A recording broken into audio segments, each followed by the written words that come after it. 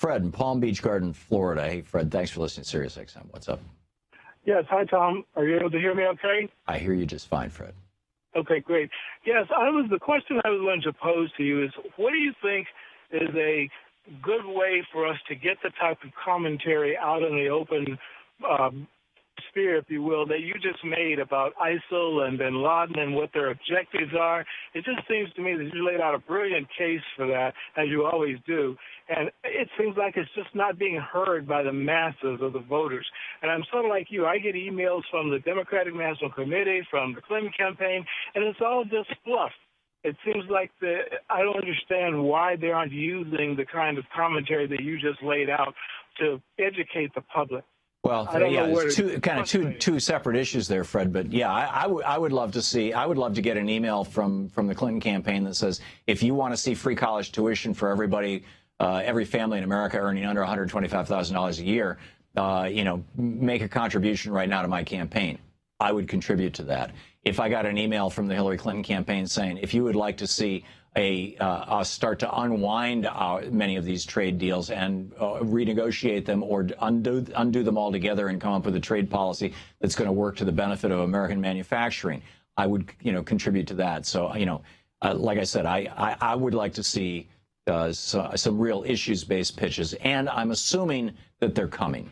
With regard to the stuff on the terrorism, the problem that we have, Fred, is that not only do the Republicans benefit from doing exactly what ISIL wants, it's like a symbiotic relationship, just like the Republicans benefited from doing exactly what al-Qaeda wanted, at least over the short term, when George Bush did exactly what bin Laden wanted in 2002, 2003, 2004.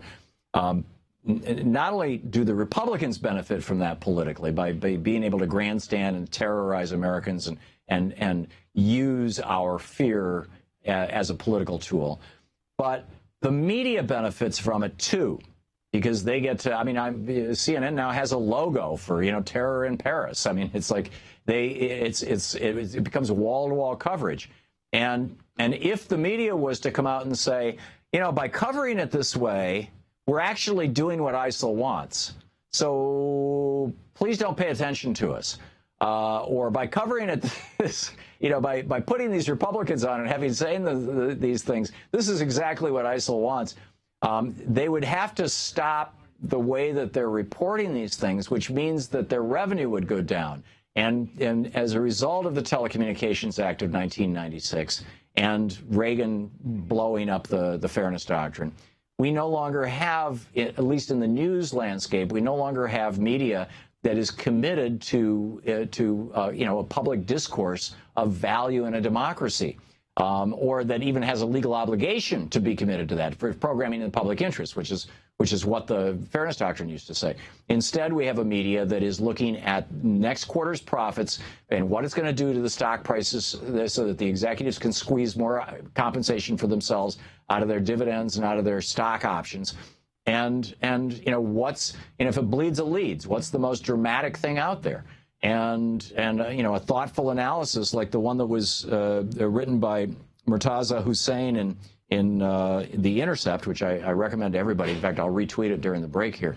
That kind of thoughtful analysis, or what my rant is just absent, because it flies in the face of the way that they're doing this kind of reporting. And it directly, it would be calling them out, and they don't want to be called out. Am I making sense, Fred, here? Sure, yeah, I understand exactly what you're saying, and unfortunately, it's kind of disheartening because it almost seems as though we have no recourse or no place to turn. But if there were some activity to try and get out a different point of view, I would definitely be willing to contribute to those types of functions. So, but I understand exactly what you're saying, and I appreciate your comments on it. Yeah. Thank you. Thank you, Fred. And thanks for listening to Sirius XM. They have a progressive channel. Here we are at Sirius Progress 127. And there are some great progressive stations around the country, and thank you to all of you who carry us, and Free Speech TV carries us.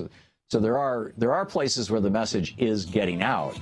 It's just not in the large corporate-owned mainstream media. and which presents a problem for for rational Democrats who want to actually have a policy discussion about this. How do we respond to terrorism without giving the terrorists what they want? And frankly, I think the Obama administration has done a pretty good job of trying to dial back the craziness of Bush giving bin Laden exactly what he wanted. You're listening to the Thom Hartmann Program.